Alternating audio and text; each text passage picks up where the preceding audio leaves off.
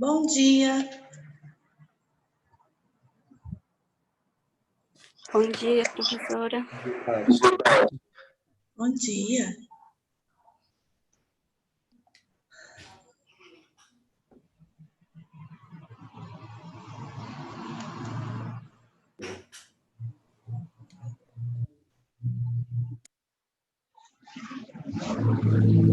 Bom dia, Tati. Bom dia, Ana. Tudo bem? Tudo bem, senhora? Tudo bem também. Estou admitindo o povo aqui na reunião.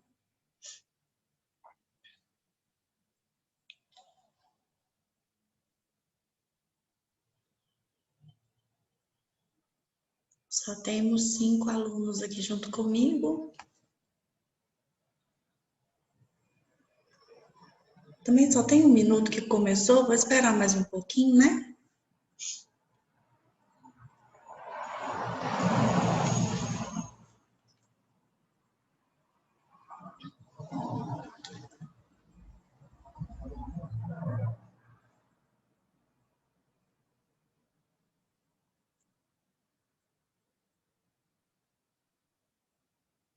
Bom dia, Bianca. Bom dia, Anderson.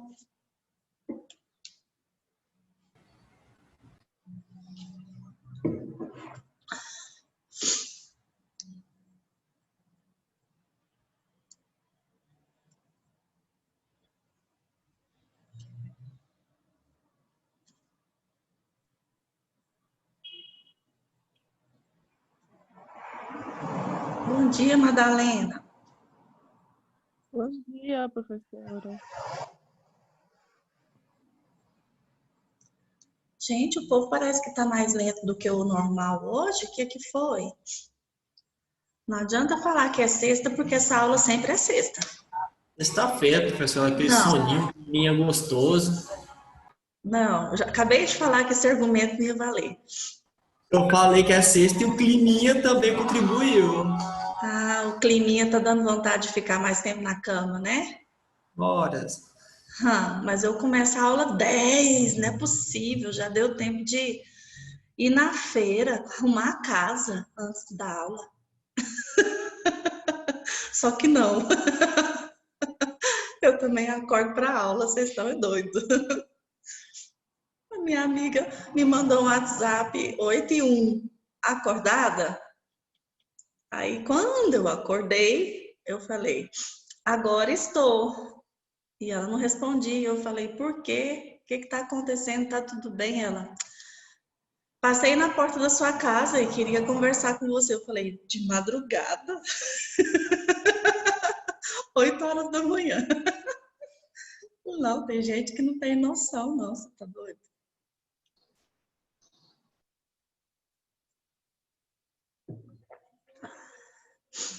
Ana Luísa e Anderson. Vocês dois conhecem o Pedro e vocês dois estão de vídeo aberto.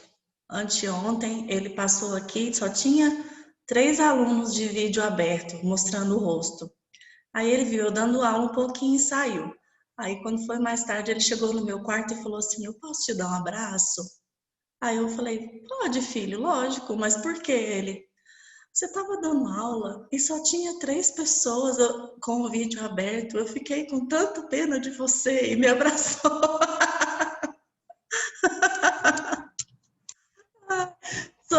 Ficou solidário comigo. Ele colocou no Twitter, alguma coisa assim, aí algumas amigas minhas me mandaram, falaram assim, você tem aula com a professora, com a mãe dele, não tem? Eu fiquei assim, tenho, gente, mas eu ligo, pode ficar tranquilo. Já te deram bronca de oh, Ana, você sempre liga. Você não merecia a bronca, não. O que ele pôs no Twitter, meu Deus? Não, ele colocou, tipo, que é muito ruim, né? Ver, assim, o esforço que os professores fazem, mas o pessoal não dá um apoio, assim, muitas vezes, né? Não o pessoal da nossa sala, a maioria liga. Mas eu vejo, assim, muitas... Eu fico triste, às vezes, também. Nossa, eu fico muito, assim, chateada. Tem professor no grupo do WhatsApp que fala que dá aula para 0 câmera ligada. eu ficaria desesperada. Eu peço mesmo, não dou conta, porque é muito ruim.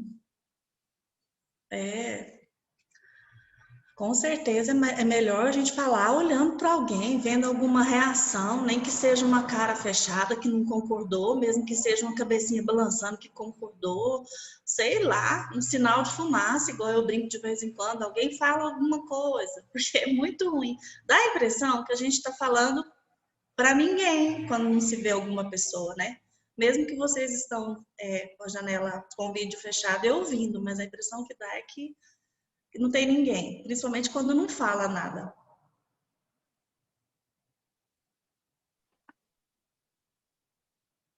O maior reforçador que existe é a atenção. Disse um bom behaviorista.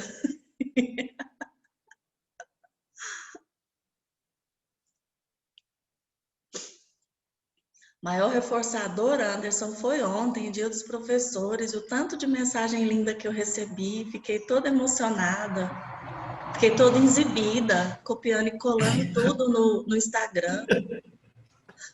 Tô nem aí se Ô, acharam nosso, ruim. nosso professor Vicente falou com nós para a gente fazer um churrasco para comemorar o Dia dos Professores. Aí Ah, fica a dica para a professora Tati também, se quiser fazer um churrasquinho aí para nós, ó. Se entendi. quiser, Agora, eu levo em plena pandemia. Aham. Não, quando passar tudo, normatizado, Ah, né? não. Claro. Quando passar, com certeza. Eu não sei se eu já comentei aqui com vocês, mas sempre, todo semestre, todo quarto período veio na minha casa. Todo quarto período veio na minha casa. A gente sempre sabe por quê? Porque eu dava aula até o quarto período e que era psicologia escolar. Era só isso que eu dava no quarto período.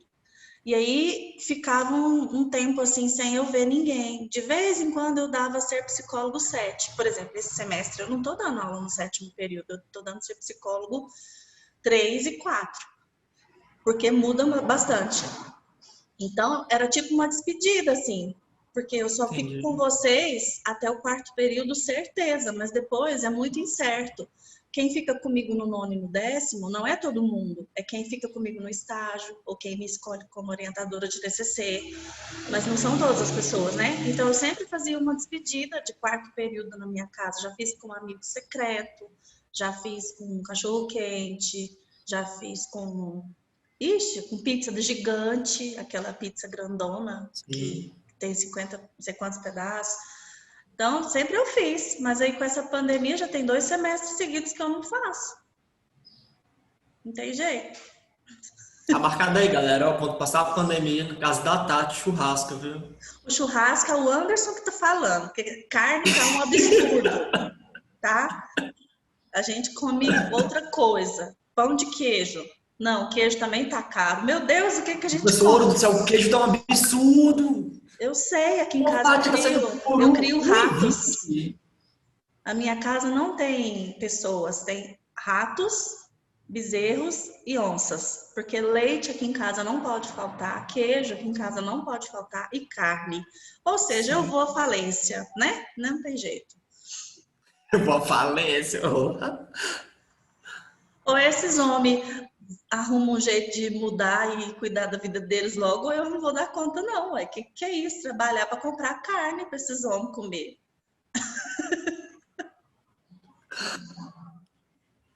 Misericórdia. De vez em quando tem uns que falam que vão mudar, que vão arrumar um canto para morar. Pedro mesmo esses dias veio com essa história. Vou morar em Goiânia, trabalhar em Goiânia. O coração fica desse tamanhozinho assim. Eu não posso falar não vai, não posso amarrar no pé da mesa, mas dói, né, gente? Então eu compro carne, não tem problema não. Quando a gente conversa fiado, acabou chegando mais outras pessoas. Ainda tem pouca gente, mas nós já vamos começar porque já são 10 minutos e eu ultrapassei o que eu queria esperar aqui, tá? Vocês que estão caladinhos, desculpa a prosa minha do Anderson e da Ana Luísa. Ai, ai. Hoje nós vamos conversar sobre um experimento que foi realizado por um psicólogo social chamado Zimbardo.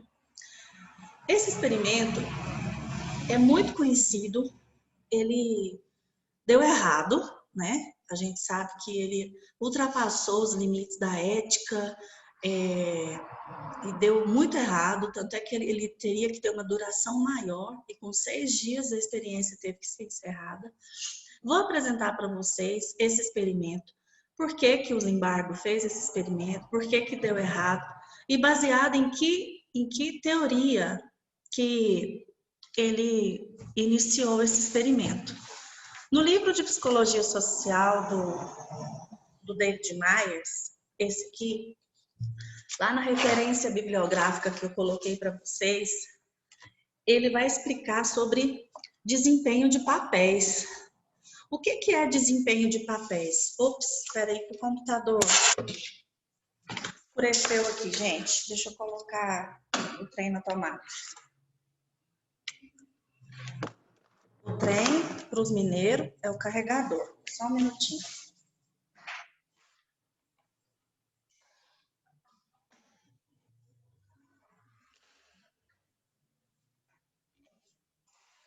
Pronto. Nossa, a Aline ligou também, a Rayane, a Maria Fernanda, o Josué, o tanto de gente, que beleza, obrigada, sejam bem-vindos.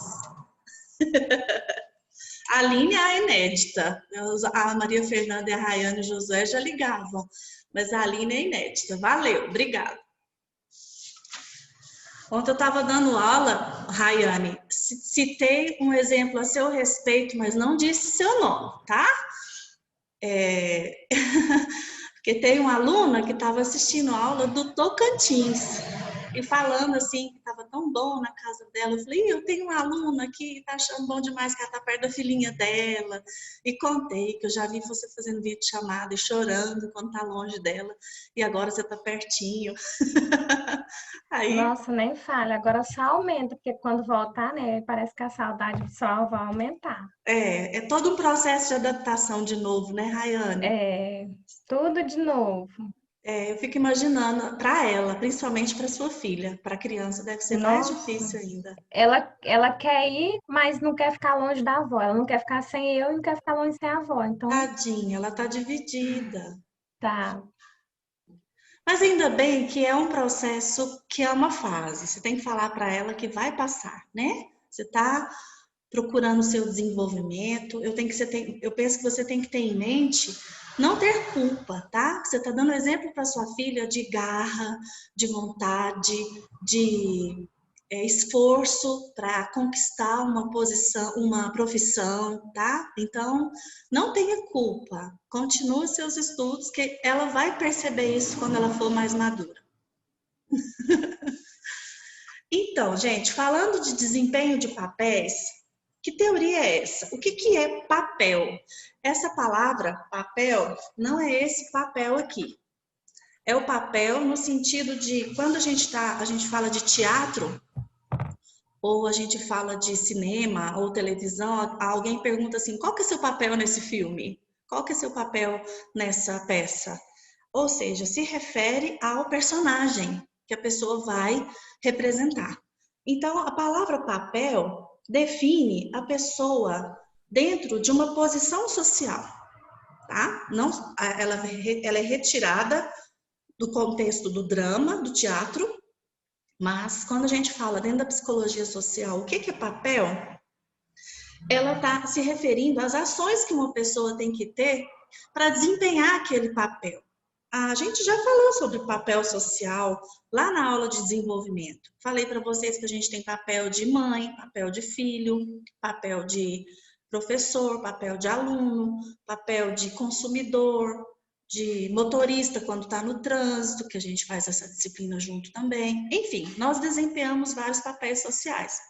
Porém, existem alguns momentos que a gente tem que desempenhar um novo papel social e isso pode inicialmente dar uma sensação de que a gente está se sentindo um pouco falso.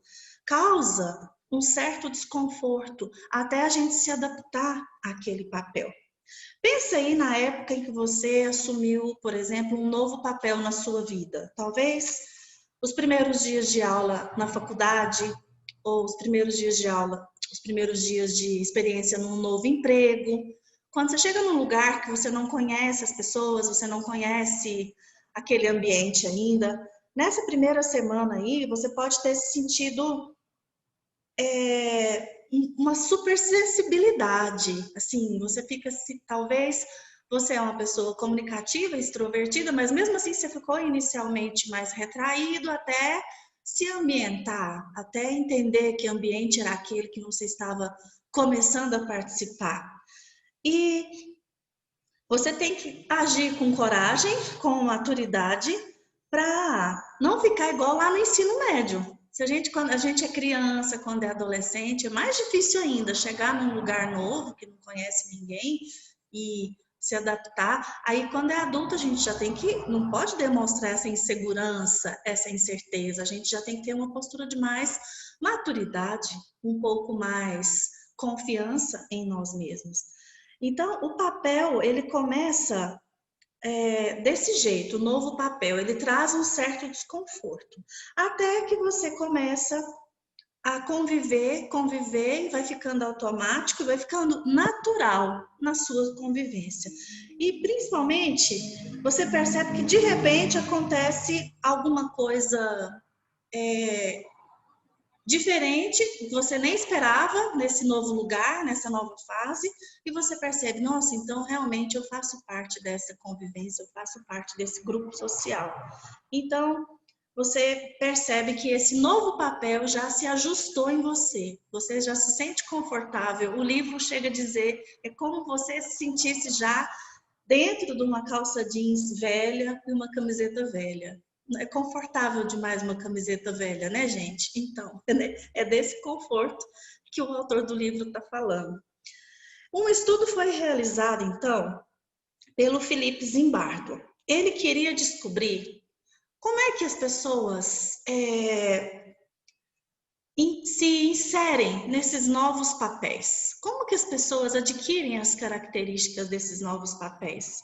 Inclusive, ele observou que às vezes a pessoa às vezes incorpora até demais esse novo papel sem ser uma característica que é dele. Então, eu vou compartilhar a tela aqui agora para mostrar para vocês, primeiro, um texto que vai falar sobre a experiência do Zimbardo, e depois eu vou mostrar um pequeno trecho de 2 minutos, um trailer sobre o experimento que Zimbardo fez. Então, deixa eu compartilhar a tela aqui. Só um minutinho. O Lucas falou assim que a gente pode fazer o nosso encontro no 5º período, no 6º. Quando quiser, Lucas. A gente vai marcar assim, pode ter certeza que eu não vou esquecer disso, não.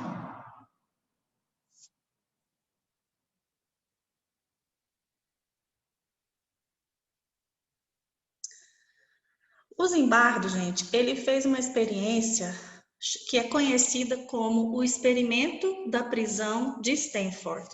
Por quê? Porque ele trabalhava numa faculdade, ele era professor numa faculdade e ele usou alunos para fazer essa experiência que ele fez. Então, olha só o tanto que é antiético o experimento dele, né? Então, vamos lá. Vamos começar aqui o textinho para explicar.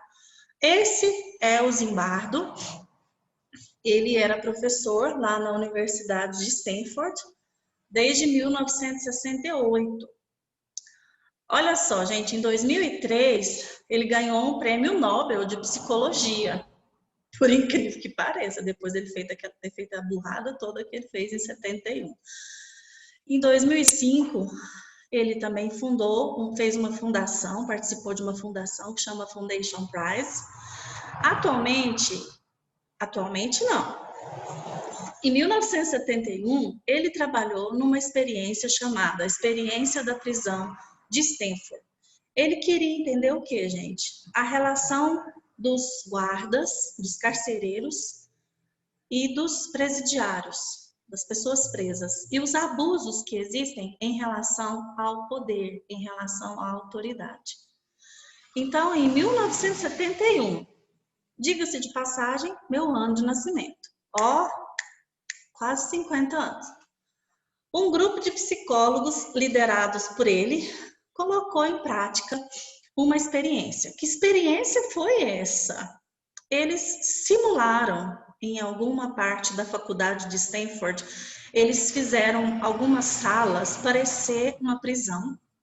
Eles colocaram grades, eles colocaram uma estrutura de câmeras, tipo um Big Brother mesmo, tipo um reality show, para eles observarem o comportamento dessas pessoas com áudio e vídeo. Eu penso assim, em 1971, isso era uma inovação, né, gente? É bem uma coisa bem avançada.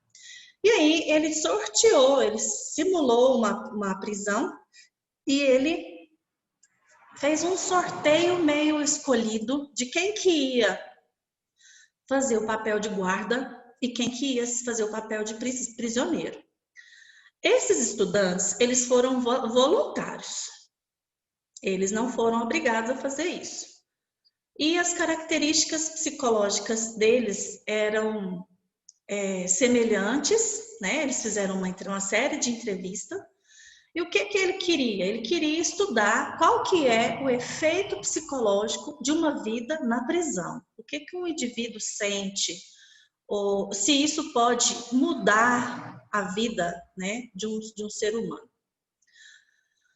O efeito que surgiu dessa experiência já foi descrito em alguns vídeos e alguns textos como o efeito Lúcifer. Por quê? É incrível como esse tipo de experiência pode fazer com que pessoas boas se tornem más. Então, ele escreveu um livro com esse nome depois da experiência, contando os resultados da experiência que foram surpreendentes. Pessoas boas tiveram características de maldade, assim, absurda. Essa experiência, gente, é uma experiência muito conhecida, ela é muito relevante na história da psicologia e mudou bastante a visão que se tinha antes do ser humano em relação às suas atitudes e aos seus comportamentos. O conteúdo sobre comportamento e atitude e o conteúdo que eu li, que eu acompanhei com vocês no livro do David Myers sobre esse assunto, fala exatamente desse capítulo, que é o estudo sobre as atitudes. O que são as atitudes, o que influencia os nossos comportamentos, as nossas ações. Então, esse experimento é o mais famoso, porque muita coisa que a gente pensava, se tiver um fenômeno em massa, como a gente estudou algum tempo atrás em outra aula, que um momento de multidão pode fazer com que a pessoa se envolva naquela multidão. Ou não, pode ser que a pessoa tenha mais consciência e ela se negue a fazer aquela atitude errada ou uma atitude forte e violenta. Mas esse estudo mostrou que o meio influencia muito no papel que a gente desempenha. Inclusive, a gente já percebe que eu posso até citar a questão do poder, né? Às vezes um colega seu de trabalho é humilde, é tranquilo, é calmo, aí ele assume um posto de gerência, um posto de direção, de chefia, e ele muda, e ele fica arrogante, ele fica rígido, rigoroso demais, toda a flexibilidade que ele tinha antes desaparece, ou seja, o papel de chefia, o papel de coordenação, de gerência, pode fazer uma pessoa mudar o seu comportamento.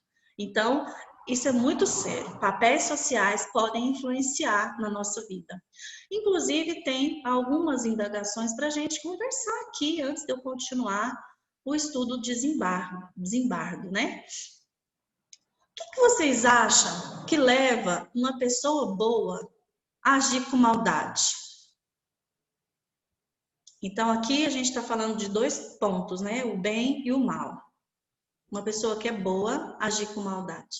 E de que maneira que é possível fazer uma pessoa que tem uma moral consistente agir de uma maneira imoral? Onde será que está a linha que separa o bem do mal? E quem é que corre o risco de cruzar essa linha? Gostaria de ouvir a opinião de vocês em relação a essas 3 reflexões. Vamos conversar um pouquinho sobre isso antes de avançar no conteúdo? O que vocês acham, gente? O que leva uma pessoa boa a fazer uma maldade? Tati, eu Oi. penso que o que leva as pessoas a cometer certos delitos é a falta de, vamos dizer assim, supervisão. Sabe? Se o ser humano não está controlado por regras, né, que eu quero dizer regras, no caso lei, ou se tem alguém vendo, ou se tem alguém que é capaz de moralizar aquele comportamento dele, ele provavelmente não vai fazer, por conta do reforço social que ele vai perder, certo? O reforço social vai trazer muito mais para ele se ele fizer coisas boas e as pessoas verem isso, do que se ele fizer coisas ruins. Então eu penso que o ser humano, quando ele vai cometer certas atrocidades, vamos dizer assim, certos crimes, é porque não tem ninguém vendo ou não tem ninguém supervisionando. Então você está querendo dizer que esse tipo de pessoa ela não tem regras internalizadas. Porque quando a gente aprende de fato a ser bom cidadão, a entender uma lei, a gente não faz para fazer bonito para os outros e a gente não erra com medo de ser preso. A gente faz o bem porque a gente tem um valor internalizado. Uma moral, né? Então, eu acho que...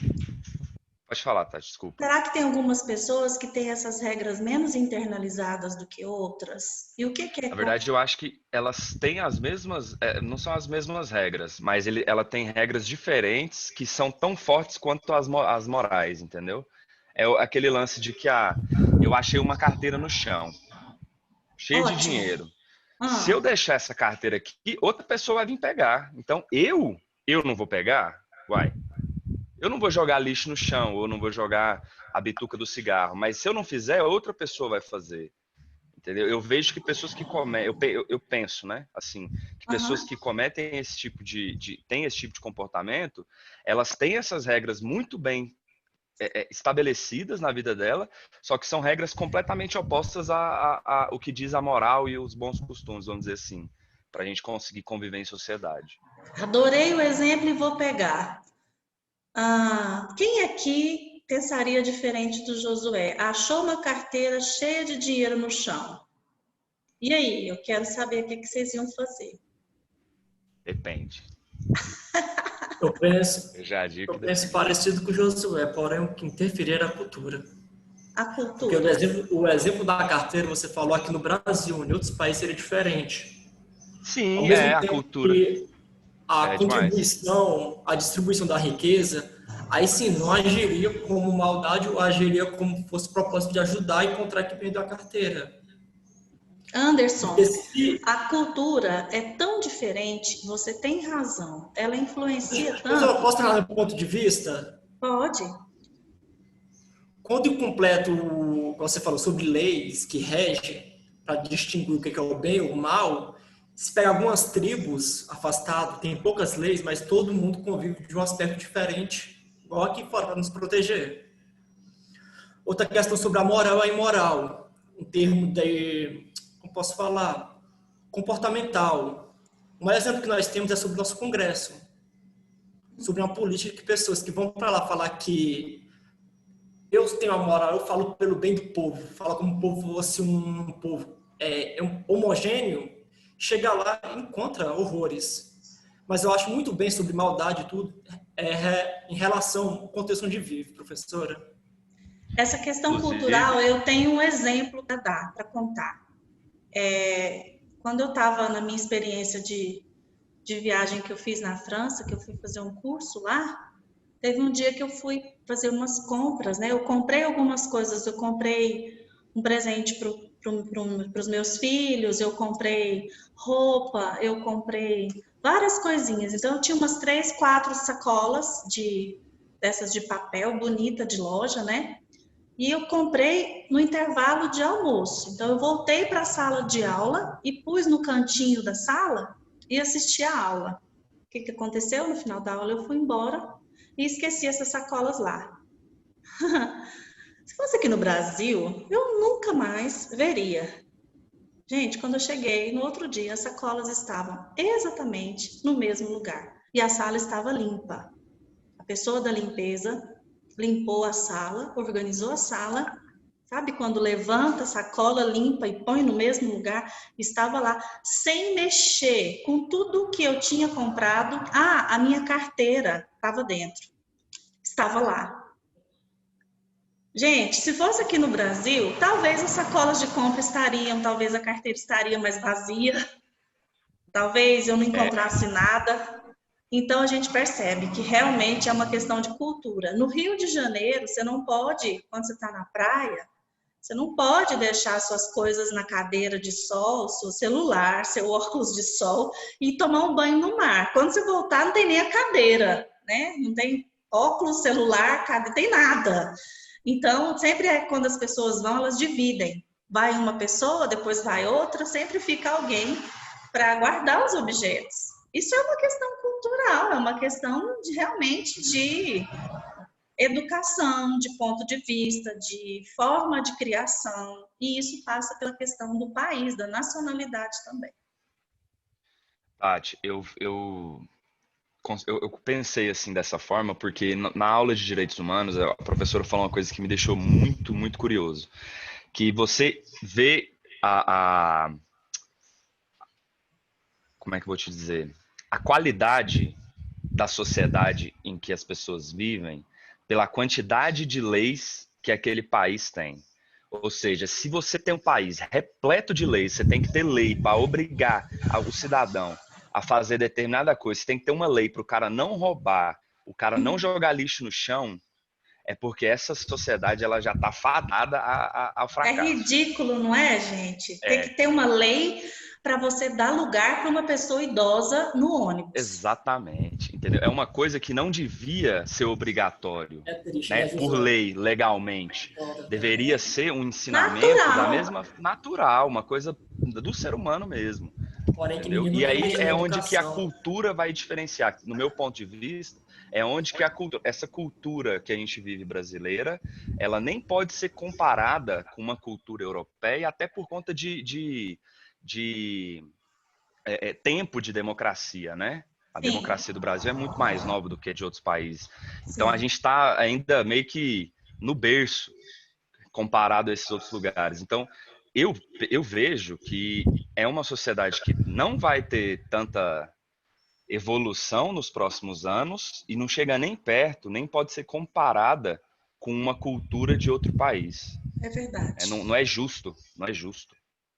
Agora, a gente abrindo mão desse argumento cultural. E primeiro a gente pontuou que sim, a cultura faz diferença. Mas agora a gente abrindo mão desse argumento, então vamos parar de nos comparar, como o Josué acabou de falar, porque não tem nem como comparar. Então vamos falar só aqui, contexto goiano. Eu sei que tem outras pessoas de outros estados aqui, mas a gente sabe que a maioria é goiana e a gente está falando de um contexto mais.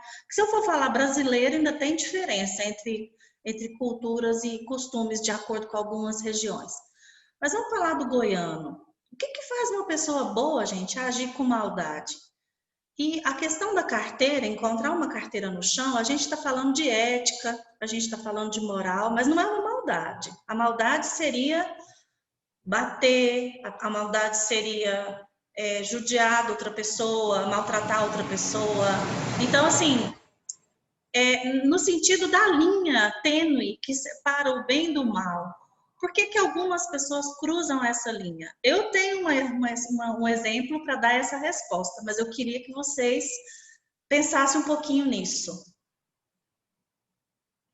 Pensa numa pessoa boa que você conhece, de boa índole, e o que faria essa pessoa mudar de opinião? Oi. Olha, eu não sei se vai ser meio arriscado o que eu vou falar. Mas Pode tem falar. aquela frase do Nietzsche, né?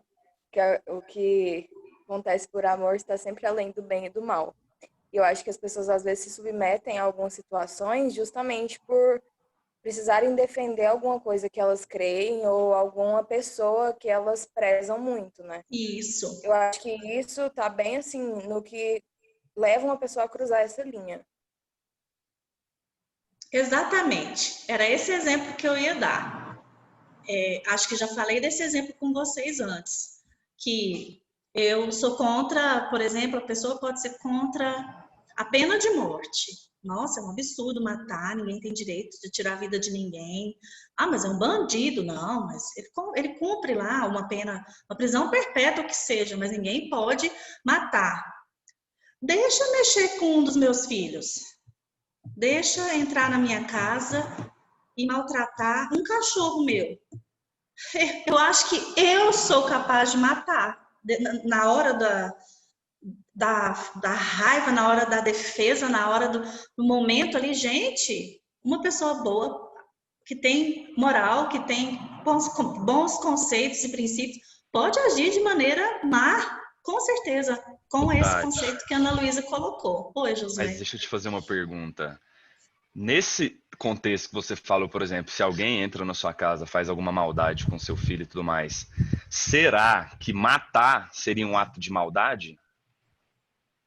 Ó, que Matar interessante. não seria um ato de maldade porque, tipo, o contexto que você tá não relativiza o fato de que é uma vida de outra pessoa. Entendeu? Exatamente. Mas a maneira como você agir daquilo é, assim, não vai reduzir o impacto, sabe? Mas é justificável, assim, moralmente, sei lá, sabe?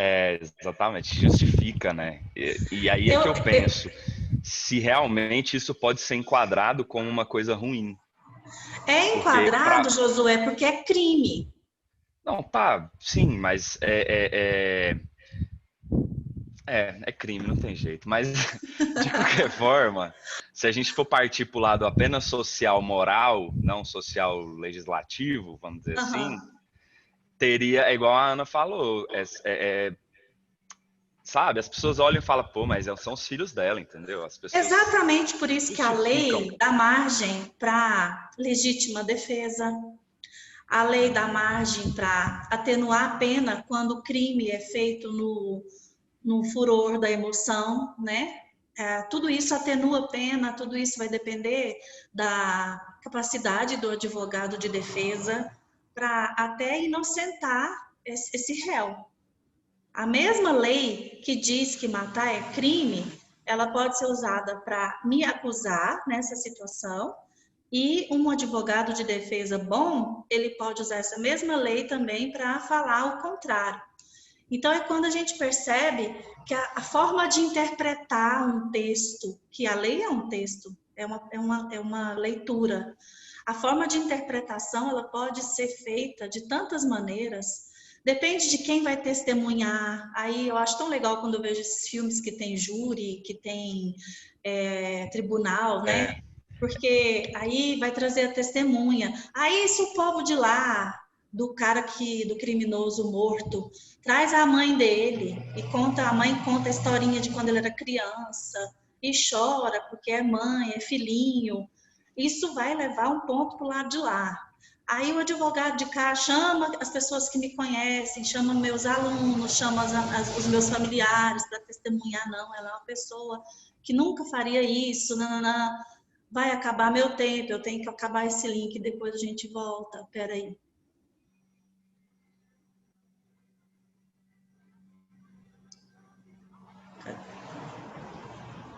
2, 3, já. Vamos voltar.